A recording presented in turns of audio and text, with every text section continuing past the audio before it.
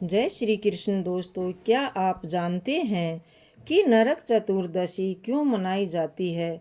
इसे छोटी दिवाली क्यों कहा जाता है? ये प्रश्न हर उस भक्त के मन में आता है जो दिवाली की विधि देवता को समझना चाहता है। वास्तव में नरक चतुर्दशी का ये पर्व केवल दीप जलाने का नहीं, बल्कि अंधकार पर प्रकाश, पाप पर पुण्य और मृत्यु पर अमरत्व की विजय का प्रतीक है। कार्तिक मास के कृष्ण पक्ष की चतुर्दशी को मनाए जाने वाला ये दिन पूरे भारतवर्ष में छोटी दिवाली, रूप चौदस, काली चौदस या नरक पूजा के नामों से प्रसिद्ध है।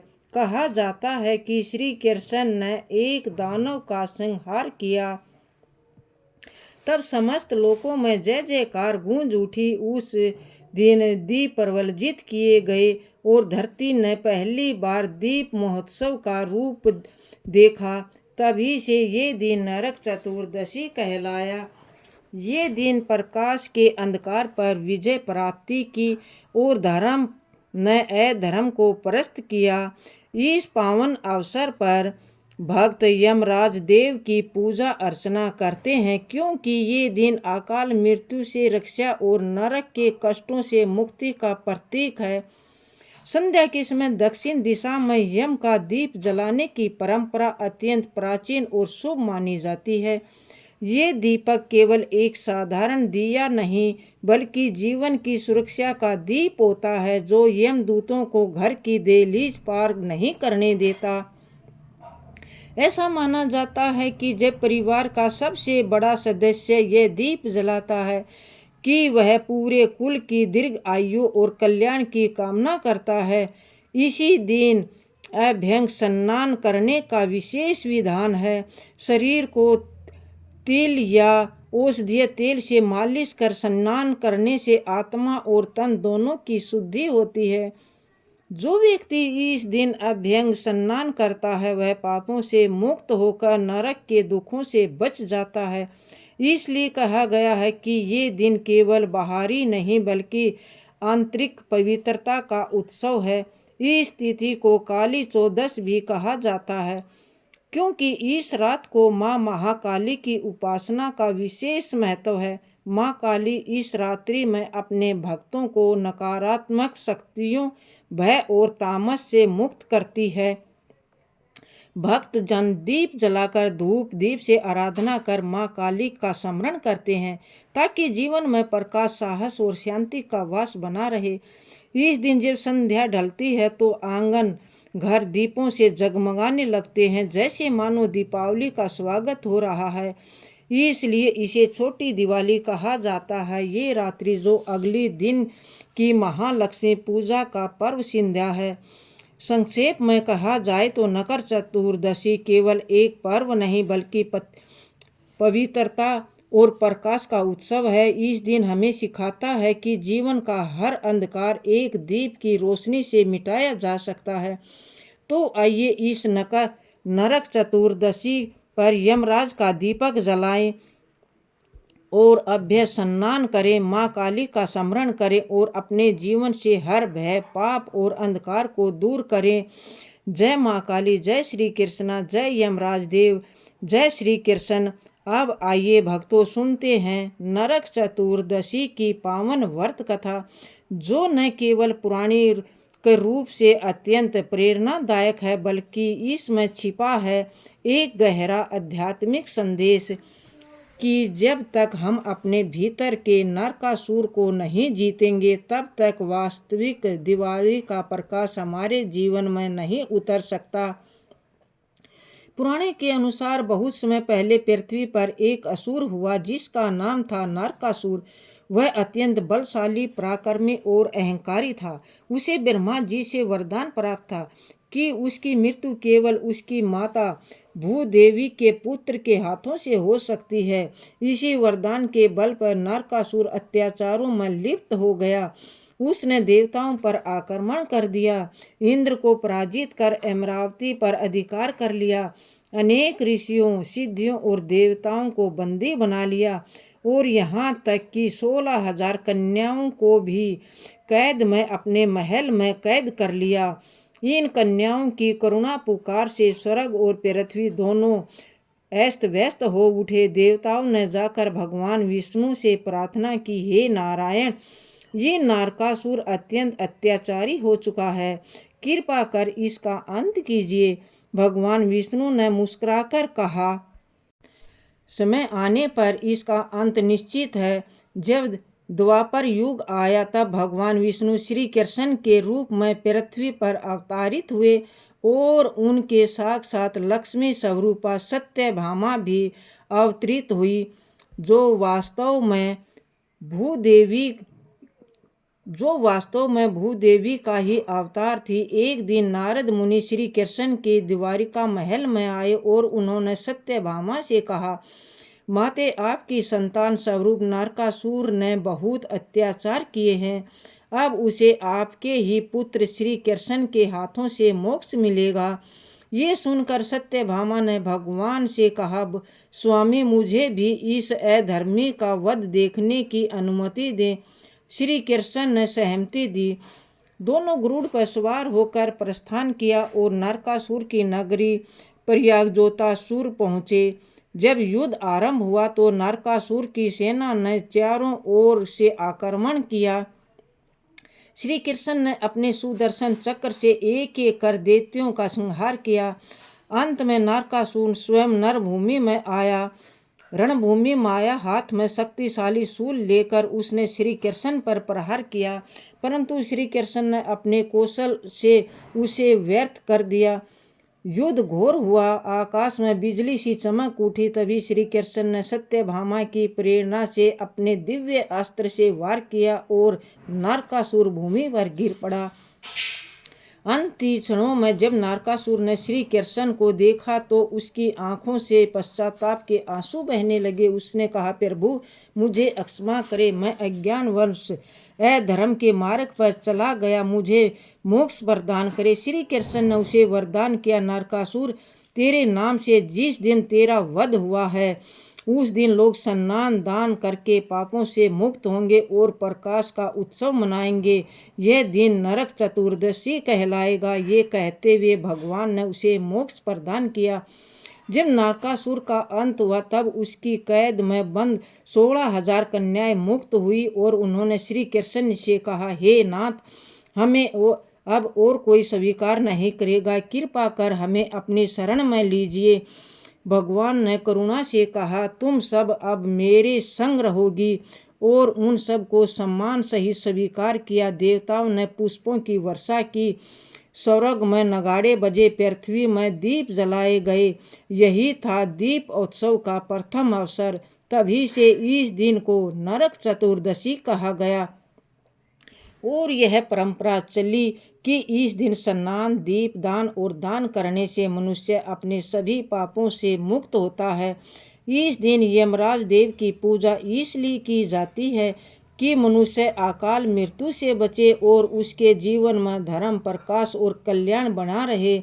इसी कारण इसे छोटी दिवाली भी कहा जाता है, क्योंकि इस दिन से ही प्रकाश पर्व का आरंभ होता है।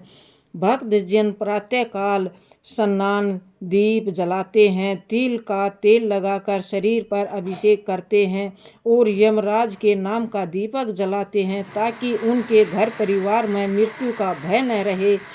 और शाम होते ही जब दीप जलते हैं तो ऐसा प्रतीत होता है मानो स्वयं भगवान श्री कृष्ण का वह दिव्य प्रकाश हर घर में उतर आया हो, जो न केवल अंधकार मिटाता है बल्कि भीतर के पाप, भय और मोह को भी नष्ट करता है। इस प्रकार नरक चतुर्दशी की कथा हमें ये सिखाती है कि हर मनुष्य के भीतर एक नरकासुर छिपा होता है, अहंकार, क्रोध, लोभ और अधर्म का। जब हम इन तीनों पर विजय पा लेते हैं तब हमारे जीवन में सच्ची दीपावली होती है। अतः भक्तों, इस पावन दिन पर यमराज देव की पूजा करें, अभंग स्नान करें, माँ काली का स्मरण करें और भगवान श्री कृष्ण से प्रार्थना करें कि हमारे जीवन में हर प्रकार के अंधकार को दूर करें और ज्ञान, भक्ति, प्रेम और प्रकाश का दीपक जलाए। जय श्री कृष्णा, जय माँ काली, जय यमराज देव। रूप चौदस, जिसे नरक चतुर्दशी या काली चौदस भी कहा जाता है, दिवाली से एक दिन पहले मनाई जाती है। ये पूर्व बाहरी नहीं बल्कि आंतरिक सौंदर्य और आध्यात्मिक शुद्धि से जुड़ा होता है। आइए विस्तार से समझते हैं रूप चौदस क्या है। रूप चौदस का अर्थ है रूप, सौंदर्य और तेज से भरपूर होना। ये दिन कार्तिक मास के कृष्ण पक्ष की चतुर्दशी को आता है, यानी दिवाली से एक दिन पहले। इस दिन का मुख्य उद्देश्य है शरीर और आत्मा दोनों की पवित्रता। मान्यता है कि जो व्यक्ति इस दिन प्रातःकाल उठकर स्नान अभ्यंग स्नान करता है, यानी शरीर पर तेल या औषधि तेल लगाकर स्नान करता है, वह नरक के दुखों से मुक्त होता है और रूप तेज में बढ़ोतरी आती है। इसी कारण इसे रूप चौदस भी कहा गया है। रूप चौदस केवल शरीर के सौंदर्य से जुड़ा पर्व नहीं बल्कि उसका वास्तविक अर्थ है आंतरिक रूप सौंदर्य। इस दिन तेल से स्नान करना, पुराने विचारों को छोड़ना और मन को निर्मल बनाना आत्मा की सुंदरता को प्रकट करता है। माना जाता है कि जो व्यक्ति इस दिन अपने मन, वाणी, कर्म और पवित्र करता है, उसके भीतर ऐश्वर्य प्रकाश का जन्म होता है। परंपरा और पूजा विधि: प्रातःकाल अभ्यंग स्नान करें, तिल तेल या औषधीय तेल से पूरे शरीर में मालिश करें। सूर्य उदय से पहले स्नान करने का विशेष महत्व है। स्नान के बाद नए वस्त्र धारण करें और भगवान श्री कृष्ण या माँ काली की आराधना करें। संध्या के समय यमराज के नाम का दीपक जलाएं ताकि घर में अकाल मृत्यु ना हो। दीप जलाकर घर को रोशनी से सजाएं और मन में ये भाव रखें कि जैसे दीप अंधकार को मिटाता है, वैसे ही आपके जीवन से अज्ञान मिटे। इस प्रकार रूप चौदस वह है जब हम अपने शरीर को तेल स्नान से शुद्ध करते हैं, आत्मा को पवित्र भावों से सजाते हैं और घर में दीप जलाकर भीतर बाहर दोनों का अंधकार मिटाते हैं। ये दिन न केवल सुंदरता का है बल्कि भक्ति, प्रकाश और सकारात्मकता का उत्सव है।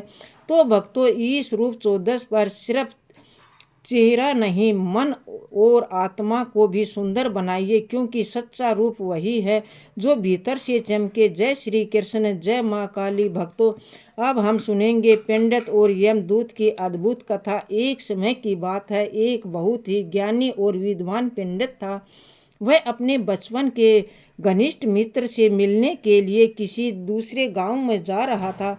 उसका मित्र जन्म से ही गूंगा और एक पैर से अपाहिज था। वह गांव काफी दूर था और रास्ते में कई छोटे छोटे गांव भी पड़ते थे। पंडित अपनी धुन में चला जा रहा था कि रास्ते में उसे एक आदमी मिला जो देखने में बहुत ही हष्ट-पुष्ट था। वह व्यक्ति भी पंडित के साथ साथ चलने लगा। पंडित ने सोचा, चलो अच्छा है, साथ चलने से रास्ता जल्दी कट जाएगा। पंडित ने उस व्यक्ति से उसका नाम पूछा। उस व्यक्ति ने कहा, मेरा नाम महाकाल है। पंडित को ये नाम बड़ा अजीब लगा, पर उसने कुछ पूछना उचित नहीं समझा। दोनों आगे बढ़ते रहे। चलते चलते एक गांव आया। महाकाल ने कहा, पंडित जी, आप आगे चलिए, मुझे इस गांव में एक संदेशा देना है। मैं आपसे आगे मिलता हूँ। इतना कहकर वह चला गया। पंडित अपनी राह पर चलता रहा। तभी एक भैंसे ने एक आदमी को मार डाला और उसी क्षण महाकाल फिर से पंडित के पास लौट आया। यह देखकर पंडित को थोड़ा आश्चर्य हुआ। आगे वे एक दूसरे गांव में पहुंचे, जहां एक छोटा सा मंदिर था। ठहरने की व्यवस्था ठीक लग रही थी। रात होने को थी, थकान भी अधिक थी। पंडित ने कहा, रात यहीं रुकते हैं, भोजन कर लेते हैं और सुबह फिर चलेंगे। महाकाल बोला, ठीक है, पर मुझे इस गांव में किसी को कुछ सामान देना है, मैं अभी आता हूँ। ये कहकर वह चला गया। कुछ देर बाद उस गांव से धुआं उठने लगा और पूरा गांव आग की चपेट में आ गया। पंडित ये देखकर सोच में पड़ गया, जहाँ भी महाकाल जाता है वहाँ कुछ अनहोनी क्यों हो जाती है, पर उसे इस विषय में कुछ नहीं कहा। अगले दिन दोनों फिर चल पड़े। कुछ दूर जाकर एक गांव आया। महाकाल ने फिर कहा, आप आगे चलिए, मुझे कुछ काम है। इस बार पंडित आगे नहीं बढ़ा बल्कि छिप कर देखने लगा। कि ये क्या करता है। तभी गांव से आवाज आई, एक आदमी को सांप ने डस लिया। और उसी समय महाकाल फिर प्रकट हो गया। अब पंडित से रहा नहीं गया। उसने पूछा, महाकाल, तुम जहाँ भी जाते हो कोई न कोई मर जाता है, आखिर तुम कौन हो। महाकाल मुस्कुराया और बोला, पंडित जी, मैं यमदूत हूँ। यम के आदेश से मैं उन लोगों के प्राण हरता हूँ जिनकी आयु समाप्त हो चुकी होती है। मैं कोई विनाश नहीं करता, बस नियति को पूरा करता हूँ। पंडित ये सुनकर सिर हर उठा। फिर उससे पूछा, तो बताओ अगली मृत्यु किसकी है। यमदूत ने उत्तर दिया, अगली मृत्यु तुम्हारे उसी मित्र की है जिससे मिलने तुम जा रहे हो, और उसकी मृत्यु का कारण तुम ही बनोगे। ये सुनकर पंडित घबरा गया। उसने मन में सोचा, यदि मैं अपने मित्र से मिलने न जाऊं तो उसकी मृत्यु नहीं होगी। लेकिन यमदूत ने कहा, तुम्हारा ये विचार व्यर्थ है। तुम्हारे मित्र की मृत्यु निश्चित है और वह अगले कुछ ही क्षणों में होने वाली है। तभी अचानक पंडित ने देखा कि उसका मित्र दूर से उसकी ओर लड़खड़ाता हुआ आ रहा है। वह बहुत प्रसन्न दिखाई दे रहा था।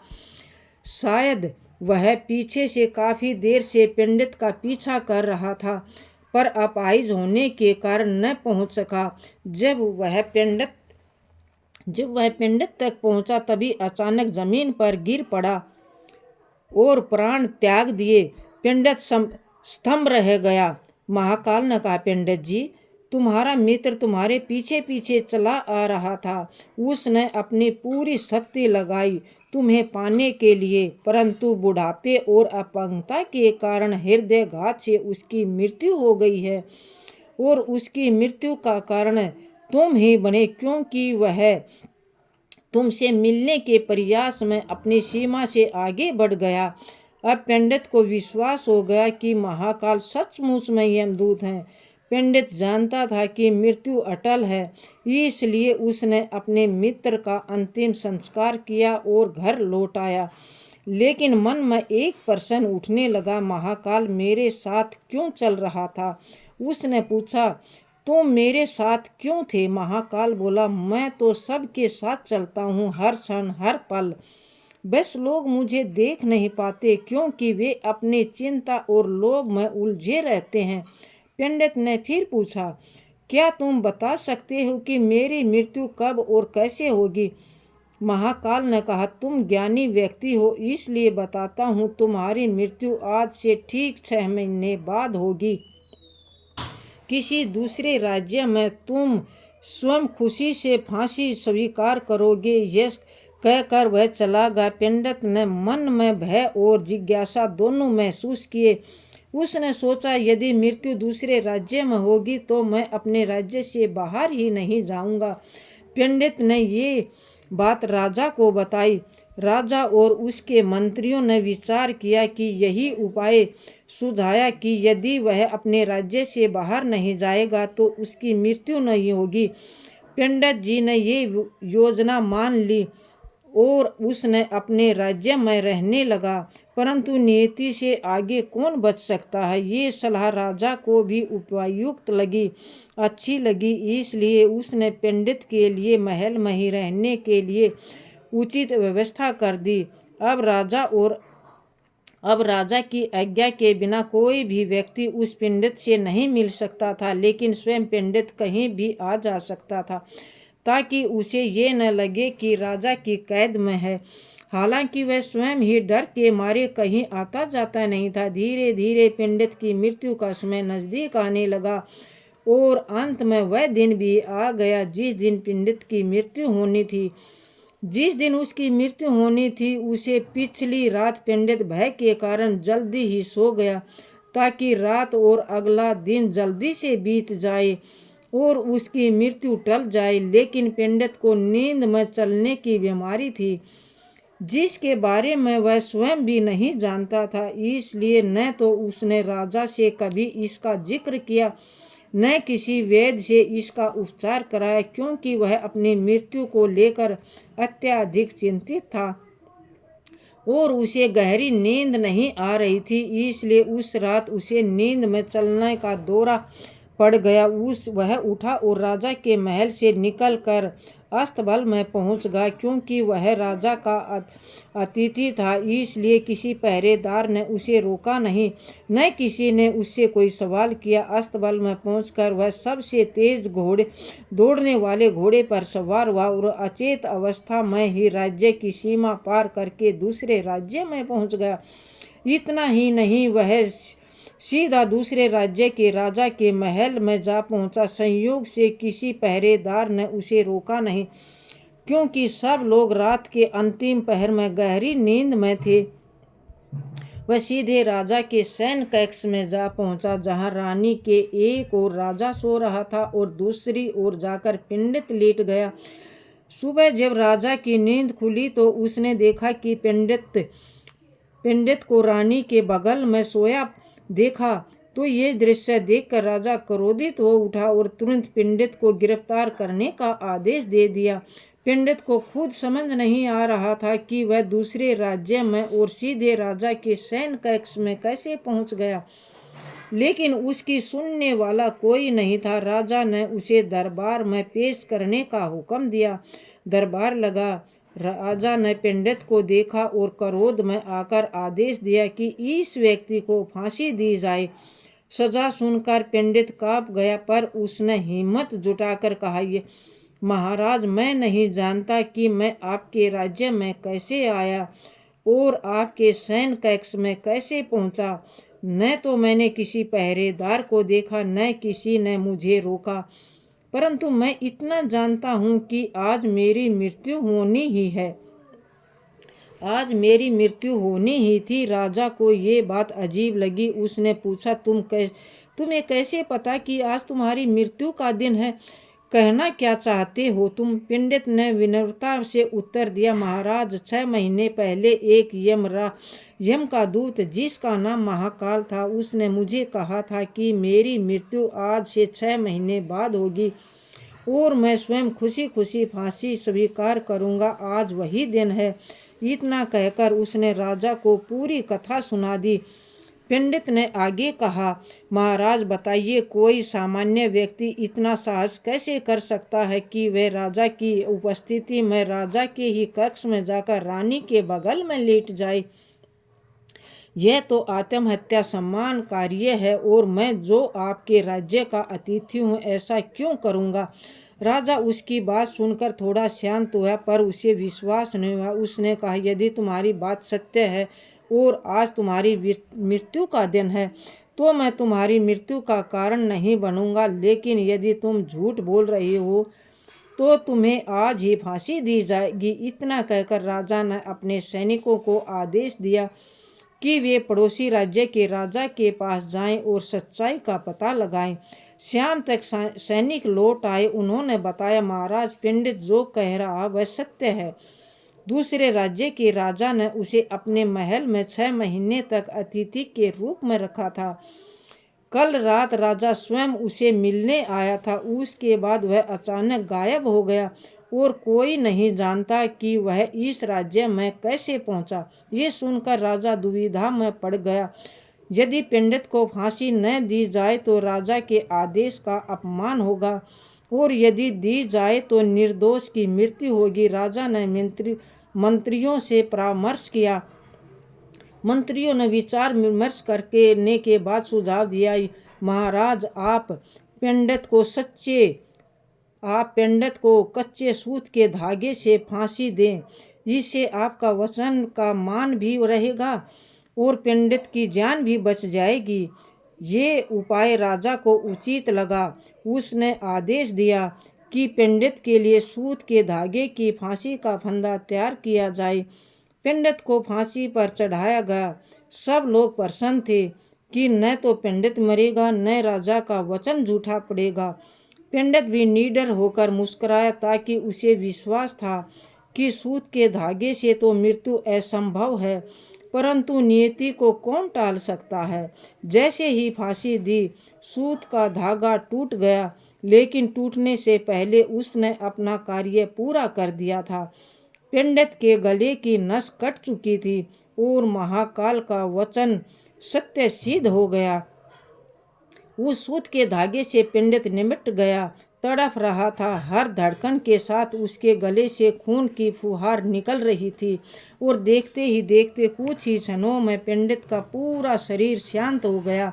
सभी लोग आश्चर्यचकित हक्के बक्के पंडित को मरते हुए देख रहे थे।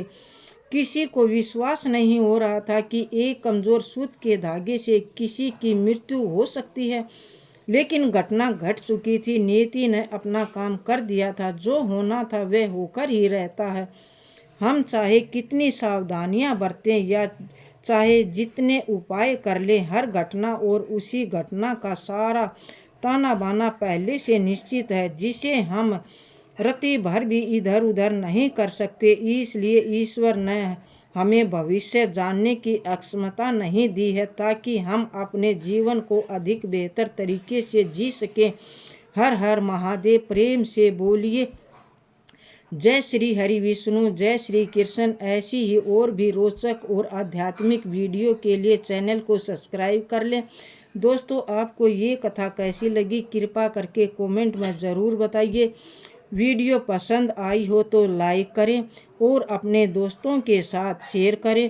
कमेंट बॉक्स में जय श्री हरि विष्णु, जय श्री कृष्ण लिखना न भूलें। फिर मिलते हैं एक और भक्तिपूर्ण वीडियो के साथ। धन्यवाद। जय श्री कृष्णा। हे भगवान, अगर कथा अधूरी हो तो पूरा करो, पूरी हो तो सम्मान दो। जय श्री कृष्णा।